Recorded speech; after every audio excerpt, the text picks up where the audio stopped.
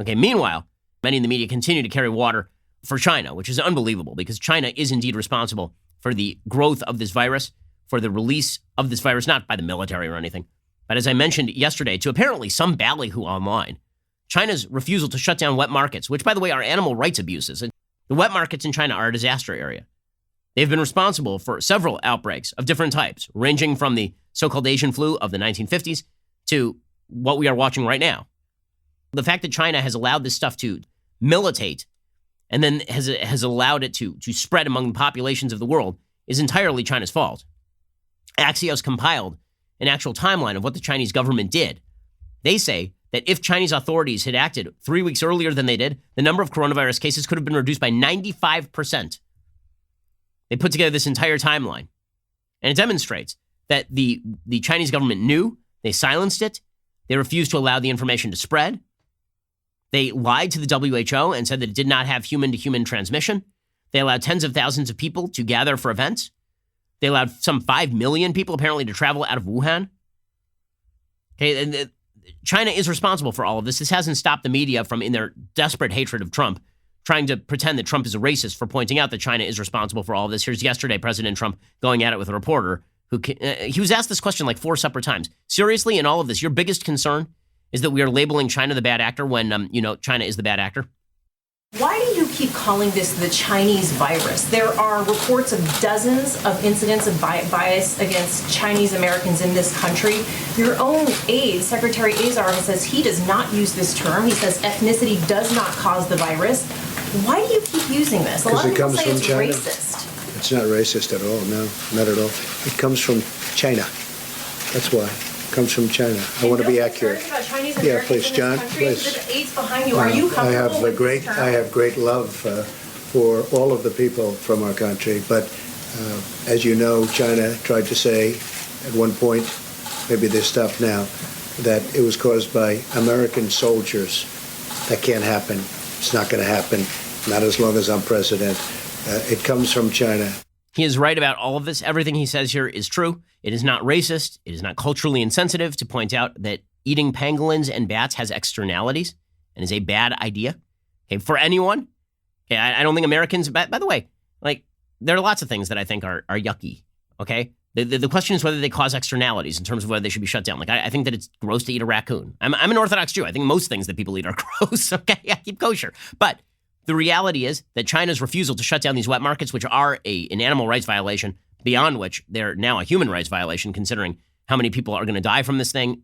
$10 trillion is going to be lost from the world economy over this whole thing. And you got the media defending them. NBC's Richard Engel yesterday pretending that China has nothing to do with this and that it really is just a rogue bat. You know, it's those rogue bats going around and infecting people. I guess people were just sitting around and the bat flew in their mouth. Weird. There was lots and lots of scapegoating against an ethnic group or a religious group whenever there were pandemics that affected the society and frightened a lot of people.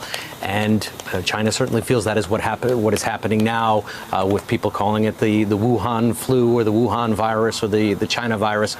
This is a virus that came from the territory of China, but came from bats. This is a bat virus, not a China virus. It doesn't speak Chinese. It doesn't target Chinese people. It targets human beings who happen to touch their eyes, nose, or mouth. Okay, really? You're doing propaganda work on behalf of a Chinese government that is actively attempting to blame the West for the spread of a virus that started under its communist garbage government. Jimmy Kimmel doing the same routine. Like, dunking on Trump is more important than actually pointing out that the Chinese government is a horrific dictatorship. Here's Jimmy Kimmel trying to blame Trump for being mean to China or something. Trump, meanwhile, has a catchy little nickname for the coronavirus. He now calls it the Chinese virus every chance he gets. Because, they say a great way to prevent a virus from spreading is to name it something racist. That way people keep it on the down low. I don't know why he does this. Actually, I do know why he does this. It's to deflect blame away from him. It's like when he started calling Eric and Don Jr. the Ivana kids. Yeah, ridiculous. I'm sorry, ridiculous. This is not about deflecting blame toward the Chinese government. The Chinese government deserves the blame. How are you guys all defending China here? How? How is that possible? What the hell is wrong with you people? Whoopi Goldberg does the same thing. Mother Nature did this to us, not China. Weird, because it seems like the Chinese government knew about this for like a month, actively censored and threatened people who ended up dying from coronavirus, released 5 million people from the Wuhan province all over the world and knew about this the whole time. It seems like that might have something to do with the Chinese government. According to Whoopi Goldberg, it's just Mother Nature. Weird how they're willing to blame Mother Nature when it comes to malfeasance by the Chinese government, corruption and evil by the Chinese government. But when it comes to climate change, that's Trump's fault.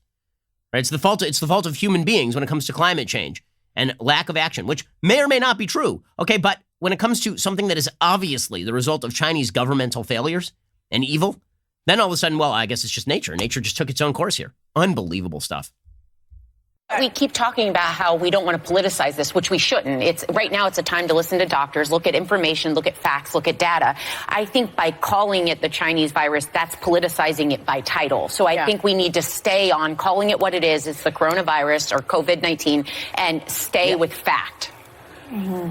And, people, as we've seen, people start punching people, Asian folks out. Yes. They, will attack. So we need to stop calling it or labeling it like they did it to us. Mother Nature really did this to us. Okay, first of all, anybody who's going, what an ignorant, stupid ass you have to be to go around punching Asian people because you think that because this thing originated in China. There is no...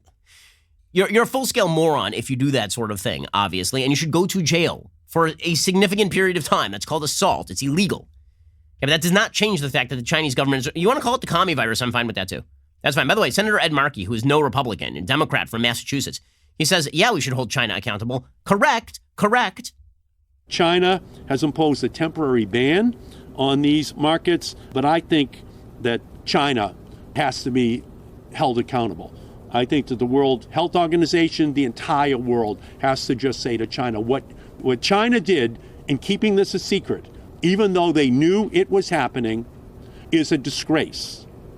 How is it that so many people on the left are blaming this on the right when Ed Markey, who is not a right-winger, is saying this? It's obviously true.